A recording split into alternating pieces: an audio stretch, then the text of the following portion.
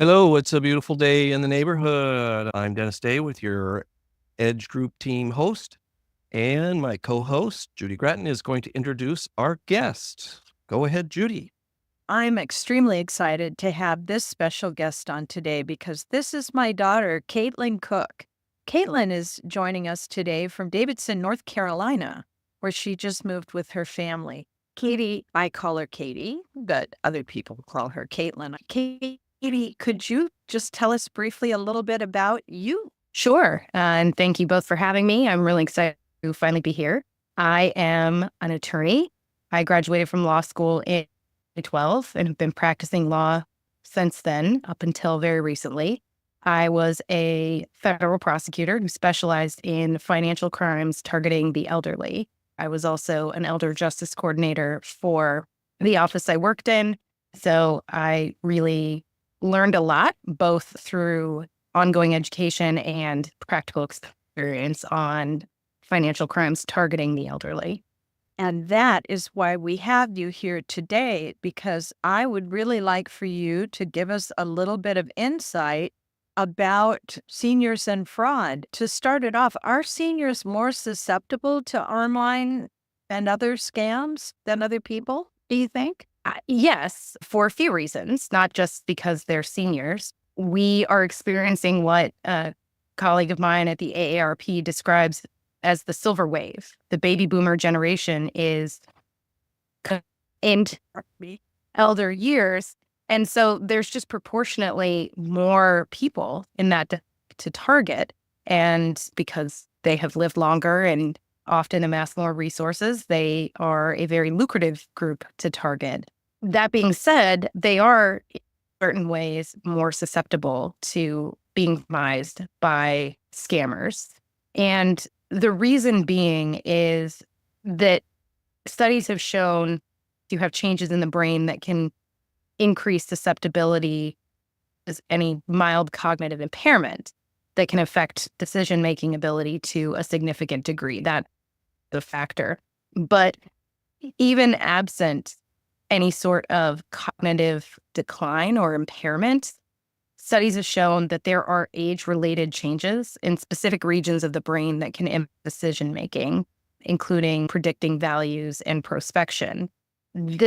All these changes manifest as a diminished gut instinct, diminished gut response, views of untrustworthiness. And so the gist of that, according to neuroscience scientists who work with the Department of Justice, is that we become more trusting over time and less able to detect and guard against scams, even without any cognitive impairments such as Alzheimer's, Parkinson, or dementia. So cognitive decline, an older adult is more susceptible to a scam than they would have been 10 years prior to the same scam. Wow. What are some examples of the scams that are out there right now? I was brushing up on that a minute ago because it is ever evolving. I remember when the pandemic hit, trying how are these common scams tailored to this and try to think the way that criminals would think. There are some key categories to look for. One of the most common, especially for older adults, is government imposter scams. Those come in essentially two types. The first are benefit scams. So people calling and pretending to be the Social Security Administration or Medicare. They're asking you to provide personal information, gives them then access to your benefits. Some people use those to bill for medical devices or services that you never actually receive. And then the other common government imposter scam is someone calling to pretend to be a federal law enforcement officer, such as the FBI, the DEA, Homeland Security, saying that your information has been somehow linked to and you have to make a deposit into a government account, or that they aren't for your arrest and you have to pay money in order not to be arrested. And of course, that is never the case in a legitimate federal investigation. It's the other kind of government imposter scam. There's also scam promising a lucrative financial gain. You have an unexpected inheritance, a lottery winning, sweepstakes. And the gist of those scams is that there's this promise of a big pot of money, but you're going to have to pay your insurance or some sort of payment upfront to get access to that money. And once you make that payment, there's always another and another. And of course, the promised prize never comes. You can have mystery shopper or digital scams. And those are tricky because there are a lot of people today who want to hire digital assistants and people who work remotely. The hallmarks of those are your duties will relate almost entirely to opening and closing financial accounts or receiving and resending packages. And that is typically a way that scammers get victims to help them gain access to the proceeds of some other scam. So the scammer is scamming someone over here and they need that person send the money to someone in the United States because they're probably not going to send it to India or Africa or overseas. And so they will hire a digital assistant or tell someone they're getting paid to be a mystery shopper and going to banks to test the bank's services. In reality, what they're doing is receiving fraud proceeds, getting paid a very small amount, and then sending them on to either another money mule in the United States or overseas. Then we have tech support scams. Laundering money. If you get caught in the middle of that, you are breaking the law. It is a common practice in the federal system for agents in those cases when they've identified someone they think may not know that they're facilitating fraud to go and knock on the door and serve them a letter. Once you receive a warning letter and you're told the money you're receiving is fraud proceeds, if you continue, then most certainly committing a crime.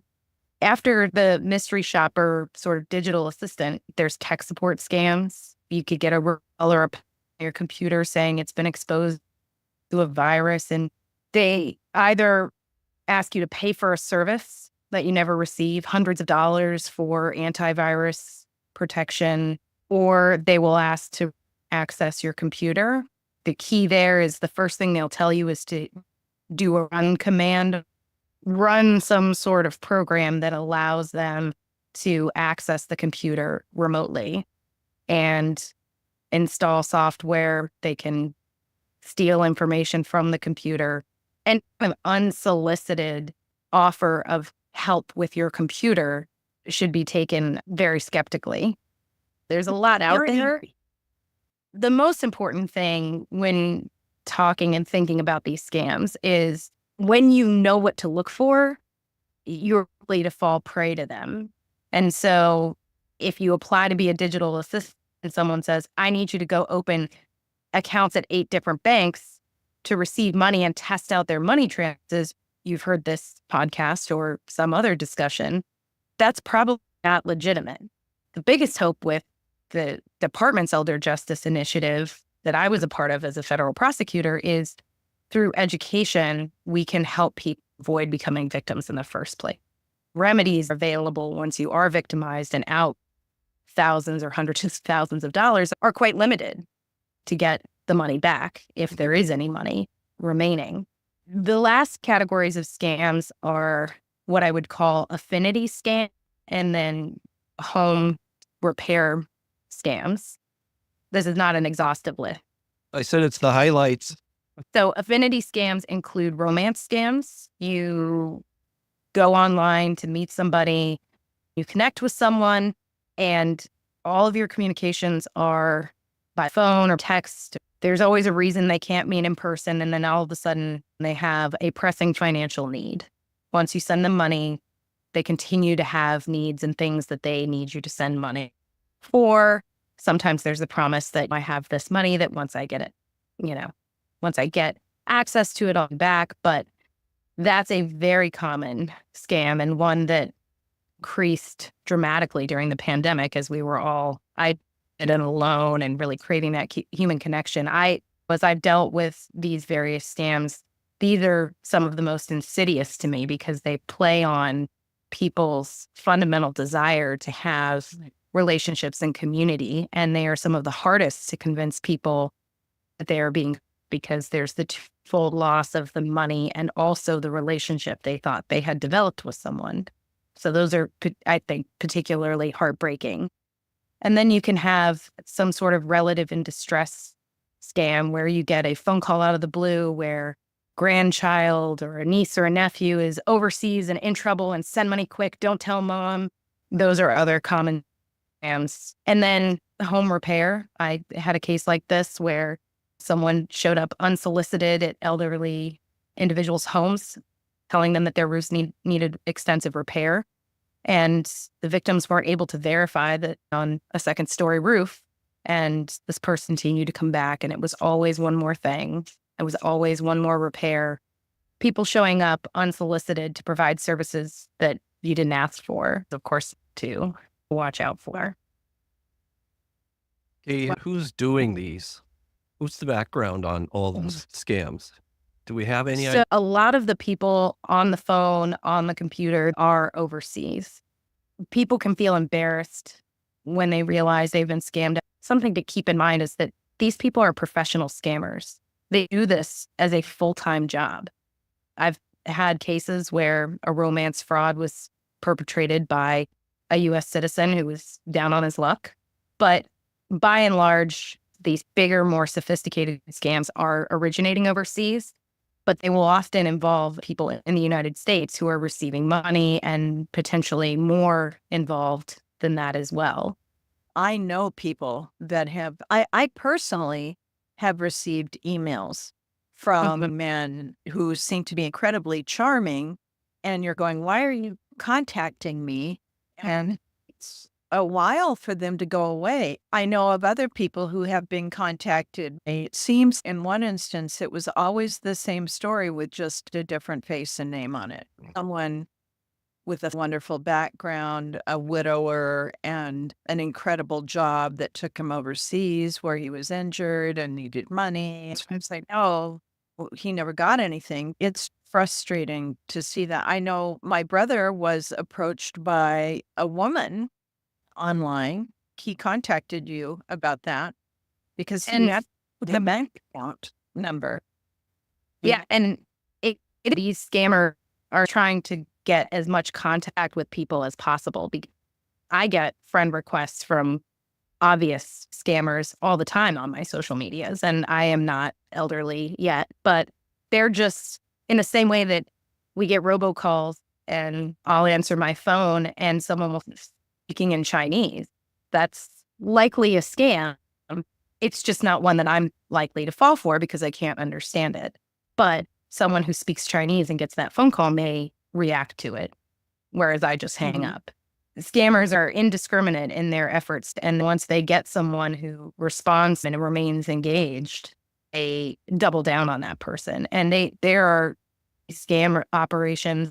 Multiple scammers will be in charge of maintaining continuous streams of communication with one person because they're sending money, and it's lucrative.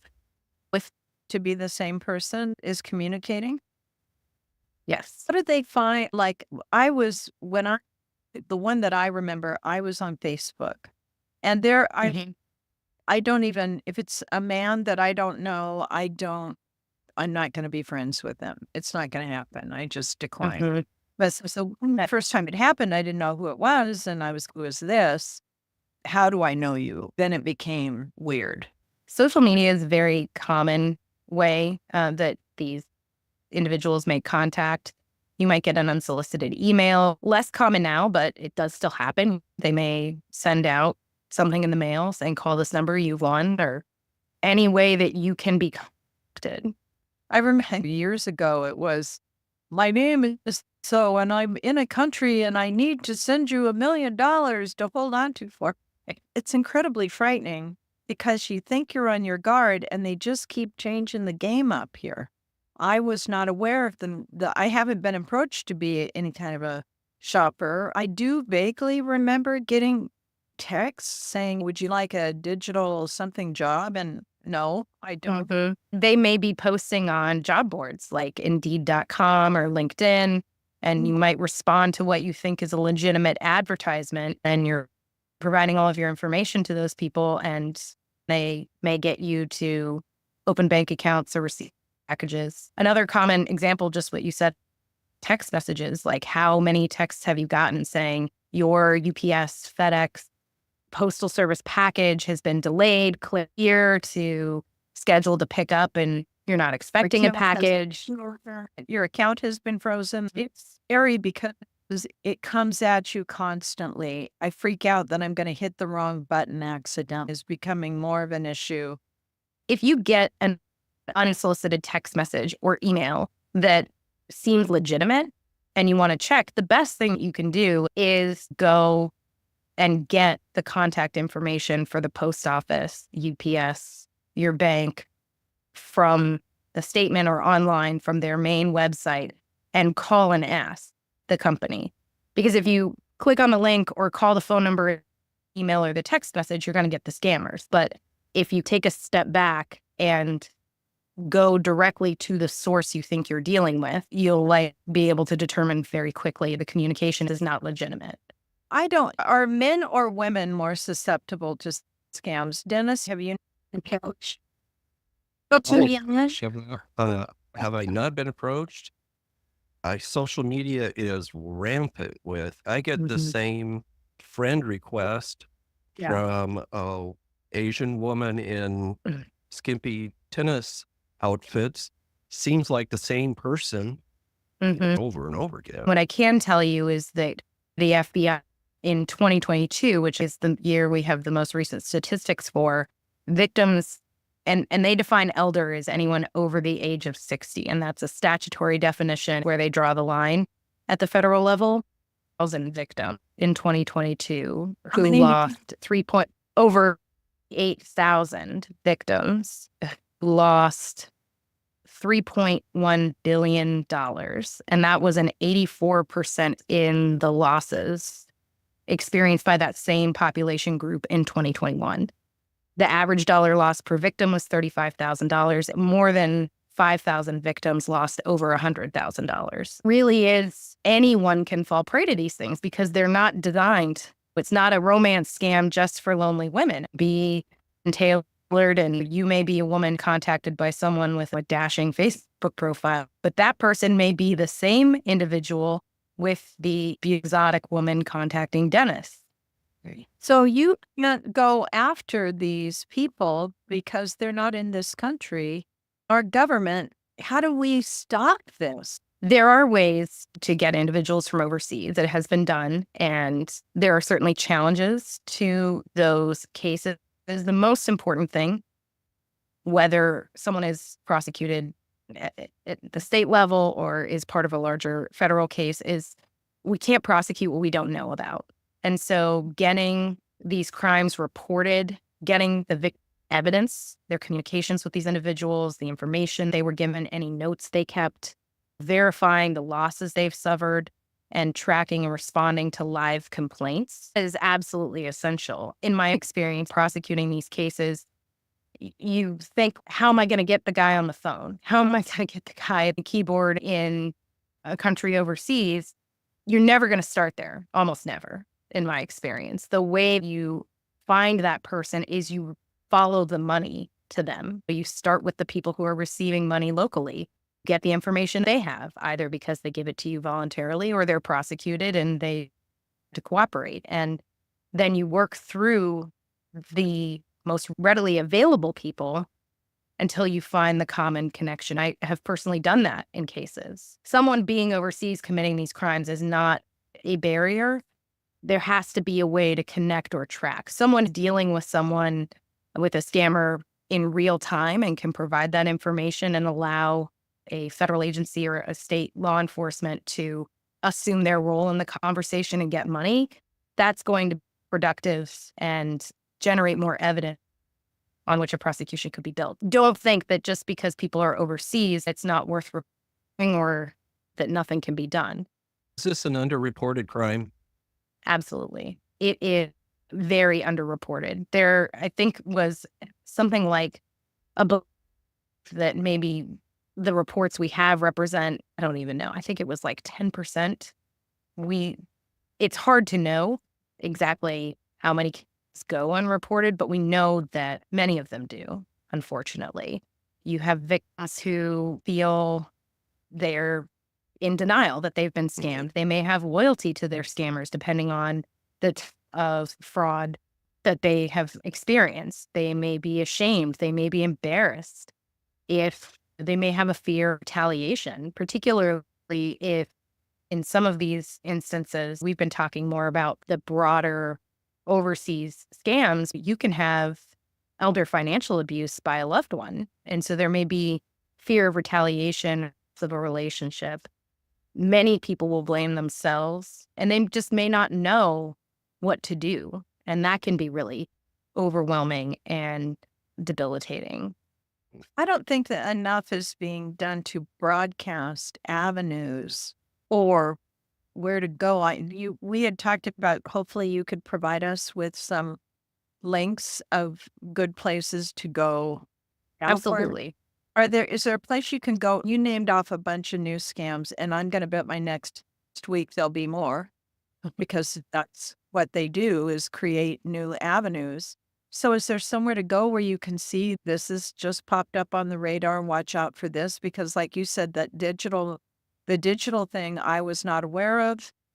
Really hard not to I don't answer phone numbers I don't recognize. I don't respond to texts normally. I still feel like I'm too trusting. And you're laughing at me. Thank you very much. But I can think of situations where I believed that people were legit, honest. Let's just put it that way. And I never want people to think that they can't be trusting. There's this kind of story or about a man who pulls a snake out of the fire. The snake bites him. The snake falls back into a fire, so he gets a stick to try and get it out. And someone sees it and says, "Why would you help that snake? It bit you." And it's in the snake's nature to bite, but I'm not going to let that change my nature. And I think it's good to be informed. It's good to know what to look for. Also good to allow yourself to still believe in the fundamental goodness of humanity. Yeah. Even though there are snakes. I wanted to ask if something like companies that are creating these identity theft prevention, you pay a monthly subscription and they're supposed to protect you against that identity theft. Is this going to help against the scams? There are businesses out there that you subscribe or you pay a yearly, monthly fee, and they are supposed to protect you against identity theft. Is that going to work against any of these scams?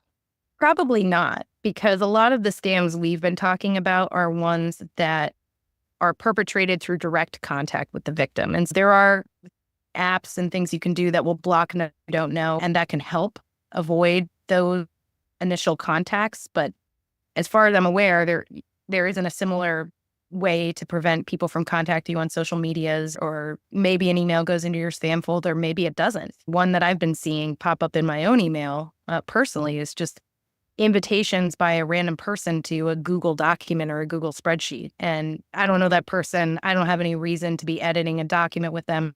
No, it's spam. And I mark it as Google isn't going to filter that out as spam in the first instance because that's one of their own products. So I think when you're talking about LifeLock or something like that, those companies are monitoring the dark web for your information and they're alerting you to any uses of your credit. That in a scam like this, if you're giving out your information, it'll catch the use of it on the back end, but it won't on the front end. I got contacted again that an organization that I belonged to had been hacked and my information may have been stolen. And my response anymore was, so what? I've been hit so many times. It's out there and there's nothing. It irritates me when people ask me for my social security number. The doctors ask for it. Employers ask for it. It's supposed to be the one thing you're not supposed to be handing out. And everybody seems to want it. And then they lose it for you. Thank you very much. But what about families? What should they be looking out for if they have a senior in their family that could be susceptible to this? I think that's a great question. There are certain warning signs that you can look for. Changes in banking practices. If you don't have insight into that, uncharacteristic changes in their spending habits. Someone's using their ATM or credit cards that's not them. An unexplained disappearance of funds. Someone who had sufficient financial assets suddenly has an increase of debt despite those adequate financial resources. On the flip side of that, you could see somewhat unexpected influx of money, coupled with increased or unusual purchases or transactions. Have a lot of money coming in and a lot of money going out. So would you recommend then that a family member because you can't see that if you're not connected to their accounts, can you? Recommend that power of attorneys be? I definitely wouldn't do a power of attorney because that carries its own risk with someone being allowed to conduct financial transactions on your behalf. There's certainly scenarios where those are warranted and needed, but I wouldn't say just giving out power of attorneys is a way to avoid these things. If you have access and you are aware of that, it's a sign to look out for. There are others, such as a sudden appearance of an uninvolved or unknown other. All of a sudden, someone you care about is talking about another person you've never heard of before. A person seems to be playing an outsized role in their life very quickly. Sudden or uncharacteristic to a person's social practices. Are they isolating more? And then, of course, there's always if they tell you that they have sent money to or given money to someone under circumstances that seem suspicious. That's always something to look out for. But These scammers will send money to not a lot of they will. Some money to make it look like they're legit. Yes. So that, like with talked about with the mystery shopper or the digital assistant, you'll get money and you'll get paid out of that money and it could seem legitimate. And that's what I flagged what will you be asked to do with that? It's typically going to involve a bank or the postal service or some sort of international or interstate carrier or money transmitter service. Mm-hmm. It's not going to the mall and, testing out different stores, but they will give you some money, but they will inevitably demand much more. I did want to touch on a point that you mentioned about, I wanted to touch on a point about statistics and the information you said about there not being a lot out there. Back in 2017, Congress actually recognized for data on elder abuse and passed the Elder Abuse Prevention and Prosecution Act that enabled the U.S. Attorney's offices around the country to create, it enabled and commanded that they create elder justice coordinators, which was one of the positions that I held when I was with the department. And their role is to prosecute these crimes and to do community outreach to help educate the public. A lot of federal agencies keep scam alerts, like the Federal Trade has news bulletins you can look at and subscribe to get updates on the latest scam. The FBI, the Consumer Financial Protection Bureau, those are just three off the top of my head that I know keep these statistics and try to warn the public whenever there's a new scam. Attorneys' offices sometimes issue warnings. Those are less frequent, I would say, than some of those other sources, but I know our office did that a fair amount when I was there. But going to the Federal Trade Commission, the FBI, the Department of Justice has an Elder Justice Initiative, and so they actually have a public-facing website where they post a lot of information about these scams, and people can go and learn about them and report them. And then you also have entities like AARP, which are very active in this space. They have Fraud Watch. And when I was with the U.S. Attorney's Office, I actually did a teletown hall with AARP. It was a conversation very similar to this, but they offer those where people can come and ask questions and learn from various industry stakeholders like the U.S. Attorney's Office and others. Wow. That's good to know. And you're going to send me links to that so we can post just to different. I was not aware that ARP was involved in that. But yes.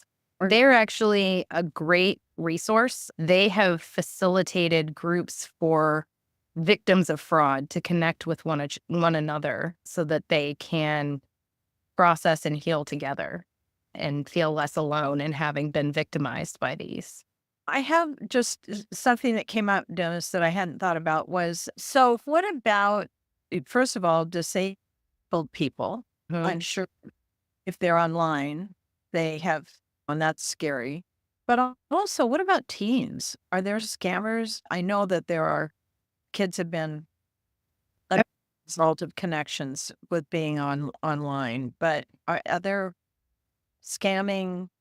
I'm very disappointed that our country does not have more regulations and oversight on social media to protect people from things like this. It is a global problem. But yeah, everyone can be a target of a scam. You can think you're in an online relationship with someone and as a teenager send them photos or videos that you wouldn't want anyone else to see and then have those shared more broadly or be blackmailed and threatened that they will be shared more broadly unless you're able to send money, and a scam that targets that population set maybe a bit more frequently than older adults. But I think we talk a lot about online safety for children, which is an extremely important discussion. I think we do less of that for elder adults because we think that once you've reached a certain age, you ought to be able to protect yourself. And by and large, you can. It's just having the information and knowing what to look for. If you have been a victim of a scam, are you more likely to be approached by another scammer? Yes, I would. It is very common, especially in these broader international fraud rings. Scammers, like, they may share information with other scammers that, here's my list of people who are giving me money. That can happen. It is certainly the case that once you have fallen for one scam, you may be approached again. And Where's the money going? Who's raking in the dough on all these scams? So the money is going to the scammers, but there's cuts of it being taken every step of the way. As I said, if you're, think you're in a relationship with someone, you are probably not going to send money to a call center in India. If you think that you're dealing with, a service member who is serving overseas in the Middle East. And so in order for the person who you're actually talking to get the money, they have to deal with various individuals along the way. And there's a variety of ways in which they do that. But every point at which the money moves, somebody is taking a cut. And then finally, the money goes back to either the individual who is perpetrating the scam, the group. In these call center cases, the call center owners are pocketing a lot of the scams. I was involved in a case that against a call center owner who profited over $10 million in the few years that we looked at him. And you mentioned that getting that money back is not really going to happen, not very often. There can be instances where you recover some money from these scams, but the number of victims, when you start trying to apportion it out to try and make everybody whole, no one, in my experience, gets all of their money back. And when the money goes overseas, it becomes very difficult to trace. It depends on the cooperation of the country that you're dealing with and how much information they can or will give you about where the money went or the assets that the person has. And so it is far better not to lose money than to try and get it back. Well, is there anything we haven't covered, Katie, that you think would be important to let people know? If you think that someone you care about has been victimized or you're trying to help someone, I think it's really important to know a few things about how the challenges that come with a victim of these frauds. The first thing is to seek to reduce shame and embarrassment. It's so important for people to know that it is not their fault. Again, as I said earlier, they're dealing with sophisticated actors who are trained to carry out these frauds and do it as a full-time job. And so really understanding that and communicating that to the person in the first instance is so important. And especially when you're dealing with really any of these frauds, but the affinity frauds, acknowledging the importance of loneliness and social isolation as contributing factors. We saw that a lot in the pandemic. And when people are alone and are unsure, they may be apt to trust people. And there's nothing wrong with that. I would also say, in my experience, the thing that was most helpful for people who needed to move on and empower them to help prevent the scammer from exploiting somebody else. I've seen victims who have lost literally everything get a fire back because they felt like they had an important role in the prosecution or that they could do something to help somebody else. And that is really key to help them find a way. And then also to help them connect back into hope and connection, either with you, their community, the groups like AARP's victim discussion groups, and help them find a path forward, not just financially, but socially and more broadly. So I think that's something that it can be so easy when you hear about something happening to someone to have that judgment of, oh, that could never happen to me. And then either wittingly or unwittingly coming from that place toward the victim. And that's just, it's not helpful. It's in that knee-jerk reaction if it's a family member or whatever, and they've lost thousands of dollars, that is going to run you or them to be angry. And that matters. And it's not going to encourage them to give you more information about what happened. So meeting people where they're at is really important, establishing that trust and respect. And if the person is still being scammed, just engaging with them and reflecting back what you hear. So what you're telling me is he's in the military, but the military's not paying him. That seems weird. Don't you think? For it be like that would be reported on. You can ask questions to help people draw their own conclusions instead of telling them what you think they should know. If there is a relationship or something going on and you're aware of a financial aspect to it, you can express concern about that and suggest maybe that they pause sending money and gauge the response that they get back. You can offer to help them file a police report. And if they can't do that, you can say, give me the information and I'll file the report. If you start at the local police station to begin with, will they be helpful? Vary depending on who you get. But you can report to the local police. You can also report to the FBI. They have an internet crime complaint center, which is IC3. That really deals with crimes that begin or are perpetrated over the internet. The Federal Trade Commission has a consumer sentinel network where you can report any kind of fraud or consumer abuse. If you're specifically dealing with an older adult who meets that 60 years of age or older, the Department of Justice actually established a national elder fraud hotline that is open every day from 10 a.m. to p.m. Eastern Standard Time. They have people who speak English and Spanish and other languages. And when you call, you get a dedicated case manager who helps you navigate the reporting process and follows up with you. So it's not just like a black hole where you put that information in and then never hear back. And so the phone number is 1-833-BROAD-11, which is 1-833-372-8311, which I'll give you, of course, for the show notes. Thank you. I was not aware of that either. You've given us lots of information here that hopefully will help people avoid ending up in that situation. But if they have been in that situation, to understand that it is not a flaw in them, and that these people are professionals at what they do. Sad, but true. They are. And I think, go ahead. Is there insurance?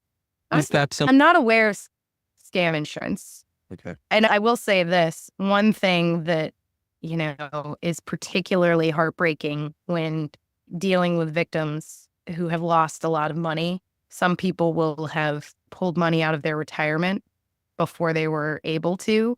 There is no fraud victim exception to the taxes that are assessed on that money. And so victims can lose their retirement savings and then have to pay taxes on those losses. I've had many victims ask me, will the IRS, and in cases that I have worked with IRS agents, like, will the IRS waive the tax on this? And unfortunately, that's not a remedy available in the criminal justice system. And hopefully that will change one day, but that's just something else to be aware of before you start pulling money out. So you were that as fraud victim tax what? So anyone who pulls money out of a retirement account that was paid in pre-tax, there are tax penalties to taking that money early. You have to pay the taxes on it that you didn't pay, was put into the retirement account. And so if you are a fraud victim and you want to send to a fraudster because you believe they're legitimately doing something for you or have a legitimate need, and you pull that money out of that account thinking that you're going to get paid back, not only will you likely be out that money, but the next tax season, you're probably going to have to pay taxes on it. Wow. Might be a large bill. Yes, it can be for some people, which, as I said, is that's an aspect of these crimes that I find particularly heartbreaking. Maybe we need to reach out to our congressmen and senators, just out a bill. And I will say there are a lot of resources out there.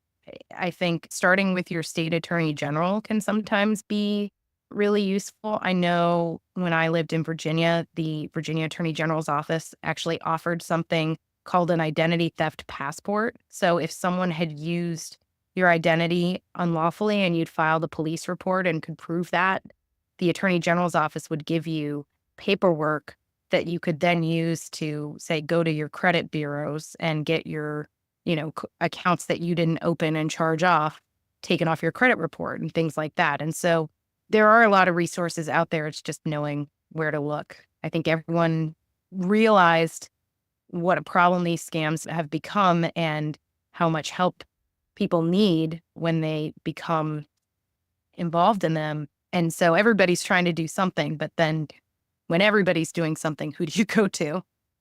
But that 800 number sounds like a really good place to start. Absolutely. Because it can then lead you to different avenues that would be helpful. That's really, and I was really shocked to hear our had anything to do with that. That's really great to know too. They have great resources. And yeah, that elder justice line, I think, is just such an invaluable resource because it's run by crime victim protection within the Department of Justice. And so it's people who are trained in working with crime victims and helping crime victims. And then they are going to be up to date on, reporting and what kind of scams are popular. And they will help victims navigate the reporting process. And having that dedicated case manager I've never seen anything like it in the federal level. I think it's wonderful. So is most of the scams and fraud here occurring digitally online? I would say that is the vast majority are, because we increasingly are a digital society. But I mentioned the home repair scams because that when you are thinking only that you need to guard against scams on the computer and someone shows up at your door, you may not pause to think, wait a minute, why are they here? Is this legitimate? And actually need the services that they're offering. And in those contexts, I always just recommend just get a second opinion. Have someone else come out and let you know if you need that work done. Get 2 quotes so that you can compare them. And then in all likelihood, you either don't work or it's not as extensive as what's been relayed to you, and you can avoid having to deal with the scammer at all.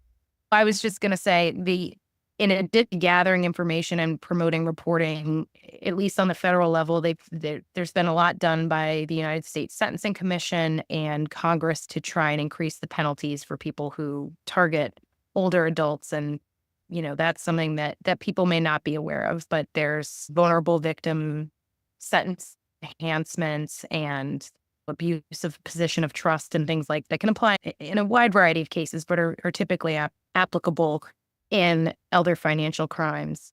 And there's also something called the Scams Act, which is Senior Citizens Against Marketing Scams Act of 1994. That was one that it can increase the penalties of a federal offense by 10 years if a crime victimized 10 or more persons over the age of 55 or targeted people over the age of 55 using some sort of telemarketing or email marketing scam. We're fighting the good fight, and there are tools available, but the most important tools are those that allow people to empower themselves and avoid becoming victims in the first place. Wow. Anything else, Judy? I don't think so. I'm just so thrilled. I think I waited a long time for this. So I'm really Yeah. pleased that. I guess I did have one question, Katie, and that is, are these crimes most often federal crimes then, not state crimes, because they originate somewhere out of the country or out of the state you're in or something like that? They can be prosecuted depending on the fraud scam and what's at play. If you have someone who is purporting to do home repair or is like an in-home health aide who's using your credit cards, those are things that could be prosecuted locally quite easily. These broader frauds with individuals overseas, in my experience, those tend to work best in federal and state partnerships, but federal have to know about them. And we have those resources, but also your local law enforcement may be involved in federal task forces. Your bank may be able to help report. There's just a lot of ways to get that information out there. Okay. Like I said, I'm just thrilled. Thank you so much for spending time in your busy day with us. And I think this is Absolutely.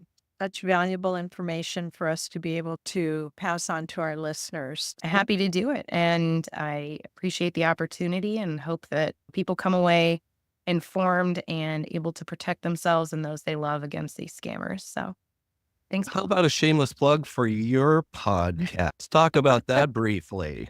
Sure. Yeah. So, as I said, I'm a former federal prosecutor. I left that position earlier this year. And one of the things that I've been doing with my time in the interim is a podcast with my mom, your co host, Judy Gratton. It is called Ascending Us. And in our first season, we were weekly. We need to get season 2 going. But every week we sit down and we discuss a spiritual topic openly and honestly with each other, the goal of promoting intergenerational healing. We both have done a lot of spiritual work individually over the last 20 years. And the goal of the podcast is really to learn and grow from each other because we believe that we will heal more completely together than we would apart, and really do focus on intergenerational healing and spiritual growth. And we would love for any of your listeners who find appealing to check it out. Ascending Us. Yep. Any further questions about this topic or any other topic, reach out to us at www.edgegroupteam.com. Bye-bye.